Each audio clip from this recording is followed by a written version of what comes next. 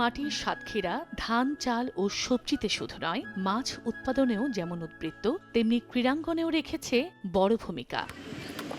ক্রিকেটে মোস্তাফিজ, সৌম্য আর মহিলা ফুটবলে জাতীয় দলের অধিনায়ক আফিদা খন্দকার প্রান্তি ও সাবেক অধিনায়ক সাবিনা খাতুন সহ বিভিন্ন ইভেন্টে শতাধিক জাতীয় খেলোয়াড়ের বাড়ি সাতক্ষীরায়। সেই সাতক্ষীরা আজও অপেক্ষায় দাঁড়িয়ে রয়েছে এক নতুন সম্ভাবনার গল্প লেখার।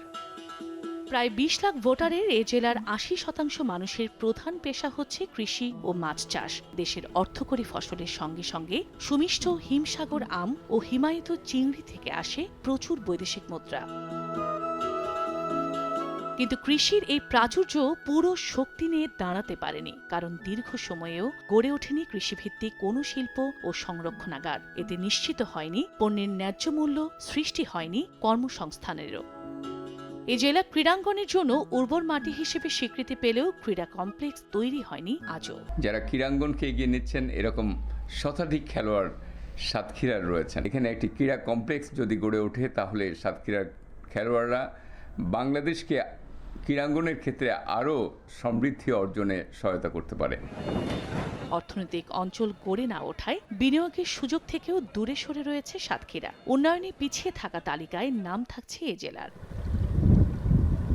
নদী ভাঙন আর জলাবদ্ধতা মানুষের জীবনে এনে দিয়েছে অনিশ্চয়তা। তাই টেকসই বেড়িবাঁধ নির্মাণ ও ড্রেনেজ ব্যবস্থা সহ পানি নিষ্কাশনের জন্য সরকারি নদী ও খাল ইজারা বন্ধের দাবি সুশীল সমাজের। দীর্ঘদিন সময় লাগলেও বেশি টাকা খরচ হলেও টেকসই বাঁধ যদি হয় তাহলে আমাদের এই সাতক্ষীরার নিম্ন অঞ্চলের মানুষগুলো তাহলে আর এত ভোগান্তি তাদের হয় না।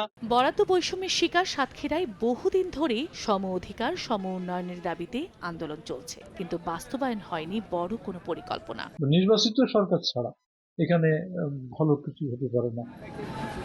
ভোমরা শুল্ক স্টেশনকে কাস্টমস হাউস ঘোষণা সহ দীর্ঘ আন্দোলনের ফসল সাতক্ষীরা সরকারি কলেজ ও সাতক্ষীরা মেডিকেল কলেজ জেলার উচ্চশিক্ষার বাতিঘর। দরকার বিজ্ঞান ও প্রযুক্তি বিশ্ববিদ্যালয়। তো এই অঞ্চলে একটা বিজ্ঞান প্রযুক্তি বিশ্ববিদ্যালয় একটা অর্ডিন্যান্স জারি হয়েছিল 2023 সালে, কিন্তু এখনো পর্যন্ত আমরা এর কোনো সুফল দেখতে পাইনি। এবার এখানে গবেষণার অনেক কিছু আছে, বিভিন্ন প্রজাতি গাছপালা, যে গবেষণাটা কাজে লাগিয়ে আমাদের দেশের উন্নয়ন আমরা করতে পারি।